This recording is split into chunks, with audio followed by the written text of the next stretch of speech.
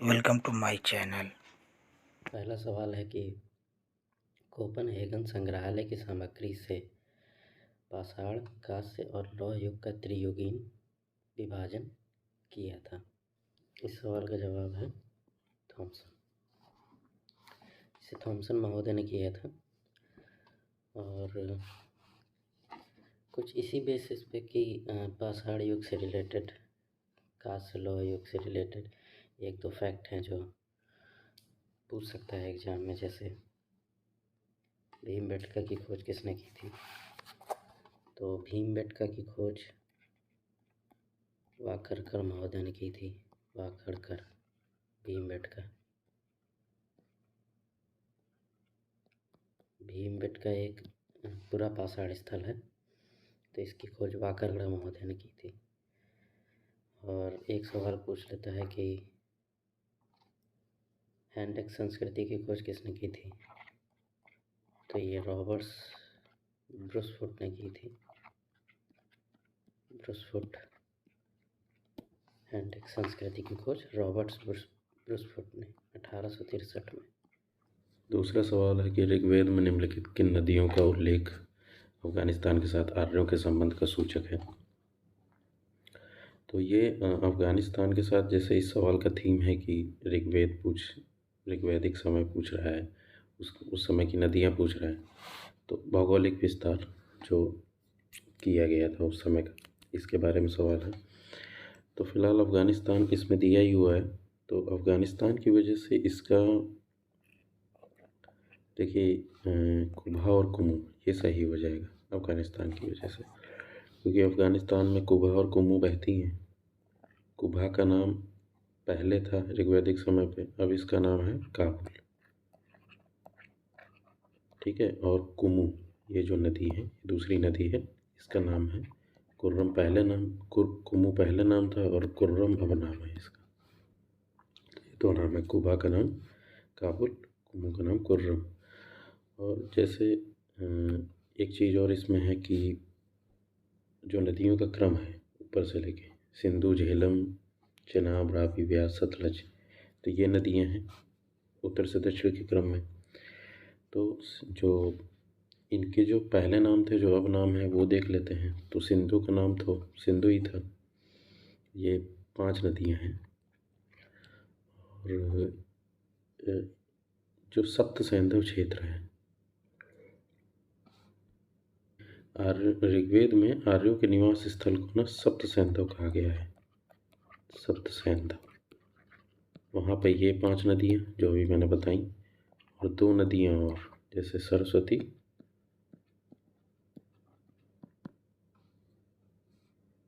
दूसरी है सिंधु। तो ये 7 नदियाँ हैं इसमें। तो पहले इस क्षेत्र को सप्त सैंधव क्षेत्र बोला जाता था।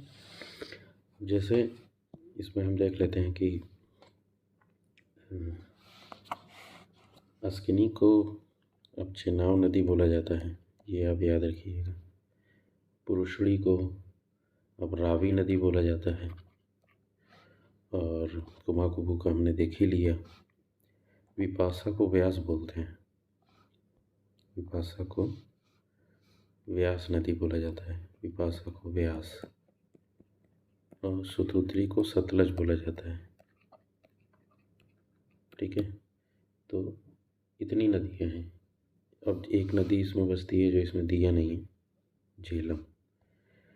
तो जो झेलम नदी है उसको बोलते हैं वितस्ता। वितस्ता, वितस्ता नाम है झेलम का। तो इसको आप याद रखिएगा। अन्य नदियाँ थीं जो भारत में उसी समय बहती थीं, उनको भी एक नज़र में देख लेते हैं। जैसे गंडक, सदानीरा, गंडक का नाम सदानीरा था। और एक नदी थी घग्गर, घग्गर, घग्गर का नाम था दुष्टती, दुष्टती। और एक आपने सोहन घाटी का नाम सुना होगा, सोहन नदी में था। सोहन को सुषोमा बोलते थे, ठीक है। तो आज सोहन नाम है, तब सुषोमा बोलते थे।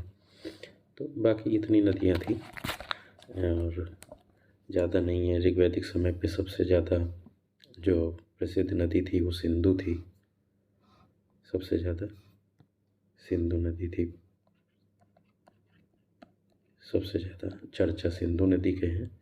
इसके बाद दूसरे नंबर पर सरस्वती, मतलब सबसे ज़्यादा चर्चा सिंधु नदी की है, सबसे ज़्यादा पवित्र नदी सरस्वती है। ठीक है, तो सरस्वती को हमने याद रखिए, इसको नदी तमा बोला जाता था। गंगा का 3 बार उल्लेख है, गंगा का 1 बार उल्लेख है और यमुना का 3 बार उल्लेख है। तो इतना फैक्ट इसमें पूछेगा नदियों में, तो इसको आप याद रखिएगा। का नगर विन्यास किस आकृति का है? तो यहाँ पर श्रावस्ती होना चाहिए, ये श्रावस्ती है। तो प्राचीन श्रावस्ती जिला है, आप जानते हैं।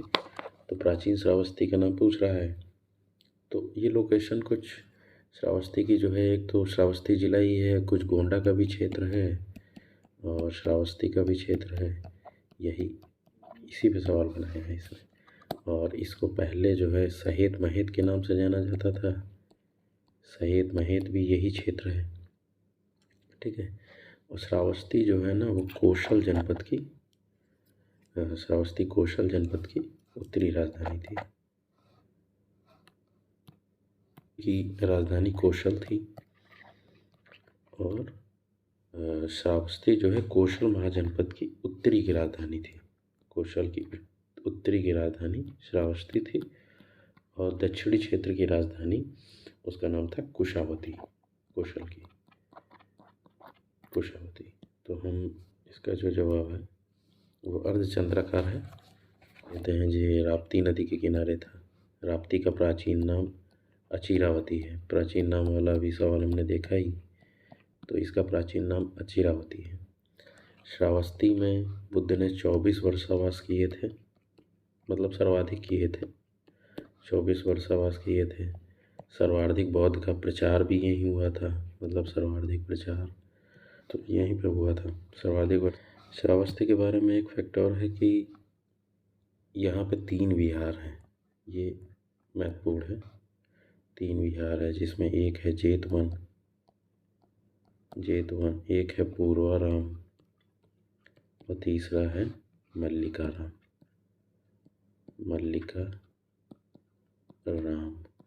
इसमें जो जेतवन है ये एक व्यक्ति थे जिनका नाम था अनाथ पिंडक। तो अनाथ पिंडक ने 18 करोड़ रुपए में, उस समय समझ लीजिए 18 करोड़ रुपए में इसको खरीद के बौद्ध संघ को दान में दे दिया था। तो ये पूछेगा, याद रखिएगा, जेतवन है, पूर्वाराम है, मल्लिकाराम है, ये 3 यहाँ पे विहार थे। एक श्रावस्ती के बारे में एक फैक्ट और पूछेगा कि महात्मा बुद्ध ने यहाँ ऋषि प्रदर्शन किया था, ये पूछ सकता है ऋषि प्रदर्शन। वैसे यूपीपीएससी अजीब सवाल पूछता है, तो ऋषि प्रदर्शन यहीं भी किया था। इसको चमत्कार बोला जाता है एक तरह का। इसको इन्होंने महात्मा बुद्ध ने यहीं पे किया था, श्रावस्ती में ही। बौद्ध संघ में भिक्षुणी के रूप में स्त्रियों के प्रवेश की अनुमति बुद्ध द्वारा दी गई थी। सही जवाब होगा वैशाली। मतलब वैशाली वो जगह थी जहाँ पे स्त्रियों के प्रवेश की बात की गई थी, वैशाली जगह। अब स्त्रियों के प्रवेश पे हम ये देख सकते हैं कि सर्वप्रथम स्त्री कौन थी जिन्होंने प्रवेश पाया था, तो वो थी महाप्रजापति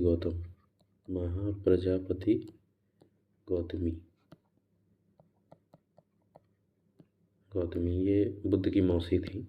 तो जो संघ में और भी लोग शामिल हुए थे महिलाओं में, उनमें एक थी जैसे, या बौद्ध धर्म जिन्होंने ग्रहण किए उसमें एक थी जैसे आम्रपाली थी। आम्रपाली वैशाली की नगर वधू थी। एक थी नंदा नाम था। एक यशोधरा जो बुद्ध की पत्नी थी, इन्होंने भी बौद्ध धर्म में दीक्षा ग्रहण की थी। और विशाखा एक महिला थी, ये महाजनपद के एक व्यापारी थे, एक श्रेष्ठी, उनकी पुत्री थी, विशाखा नाम था। और एक थी मल्लिका प्रसेनजीत की पत्नी थी। मल्लिका, ये जो है प्रसेनजीत थे, उनकी पत्नी थी। एक थी क्षेमा जो है बिंबिसार की पत्नी थी। बिम्बिसार, और एक का नाम था सुप्रवासा।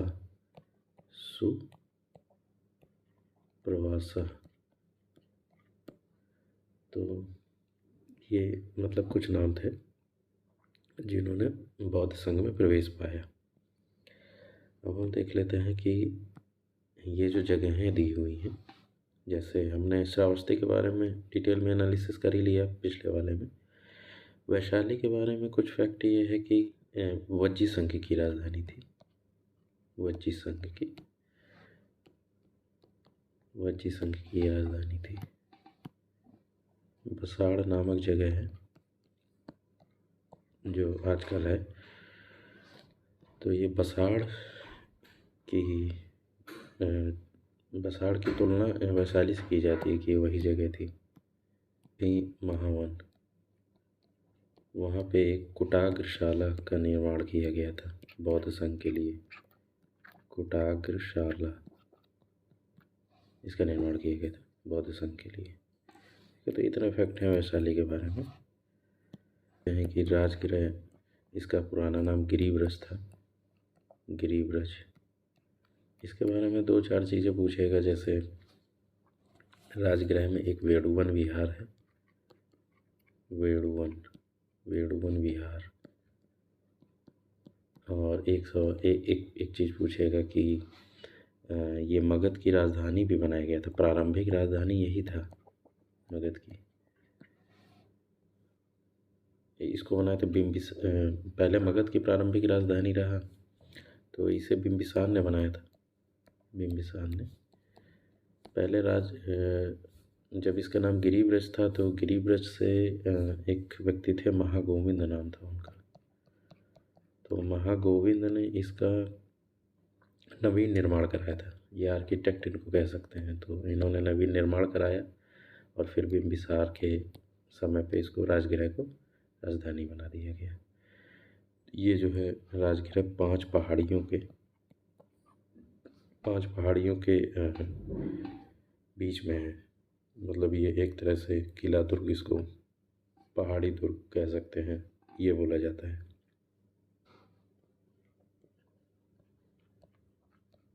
महापरिनिर्वाण ये प्राप्त हुआ था कुशीनगर में। ये मल्लों की राजधानी थी, मल्ल महाजनपद की, मल्ल संघ की एक तरह से। तो इतना याद रखिएगा इसमें। तो बुद्ध के चित्र का अंकन किसके सिक्कों पर हुआ है? तो इसका तो कनिष्क के सिक्कों पे हुआ है। तो इसको हम कॉमन सेंस से भी मार सकते हैं। बुद्ध का सर्वाधिक प्रचार प्रसार कनिष्क ने किया था। तो कनिष्क के समय पे सर्वाधिक प्रचार प्रसार हुआ। महायान बौद्ध का संरक्षक था ये। महायान बौद्ध का संरक्षक था, काफ़ी प्रचार प्रसार किया। तो कनिष्क हम मार सकते हैं कि हाँ, कनिष्क के उसमें हुआ होगा। बाकी हम देख लेते हैं एक एक करके सभी को, थोड़ा थोड़ा फैक्ट इनके बारे में। जैसे कि जो व्यंकटफिशस थे, ये भी कुषाण वंश के ही थे। कनिष्क के पिता थे ये। तो जो व्यंकटफिशस थे, उनके जो सिक्के थे, तो इनके बारे में है कि सर्वप्रथम भारत में स्वर्ण सिक्का जो था वो इन्होंने ही चलाया था। भारत में स्वर्ण सिक्का इन्होंने ही चलाया था। और इसके बाद स्वर्ण सिक्का, उसके बाद इन्होंने तांबे के भी चलाए। इसके बाद ये शैव मतनुयायी थे।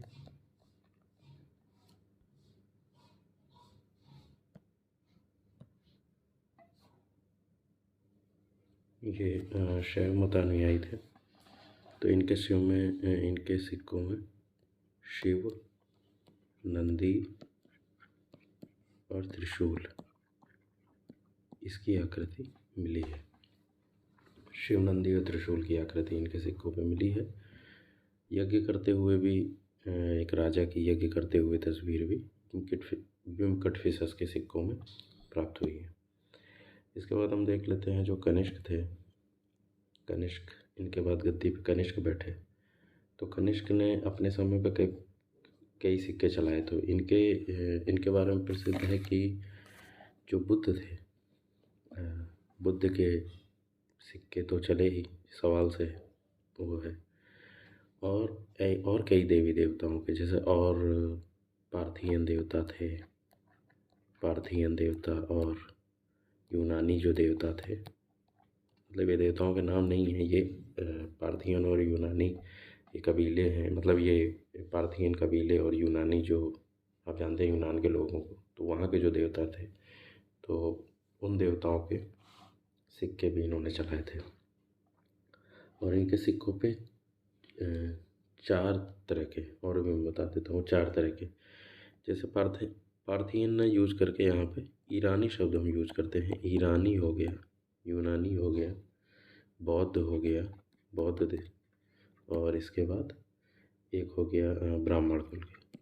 तो इतने 4 ये उस 4 धर्मों के जो देवी देवता थे, ईरानी, यूनानी, बौद्ध और ब्राह्मण, तो इनके जो है देवी देवताओं के सिक्के इनके सिक्कों पे थे। और इसके अलावा कनिष्क ने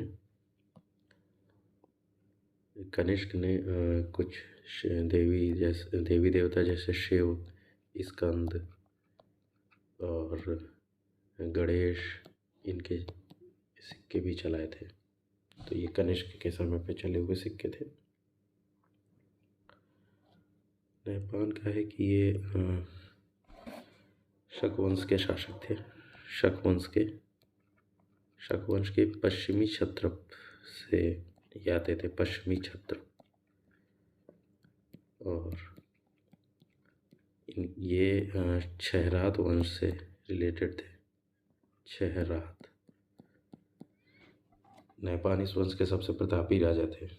और इनके बारे में एक प्रसिद्ध है कि गौतम पुत्र जो सातकर्णी थे, गौतम पुत्र सातकर्णी, तो गौतम पुत्र सातकर्णी ने नैपांग को पराजित किया था और मार दिया था। तो जोगम एक जगह है,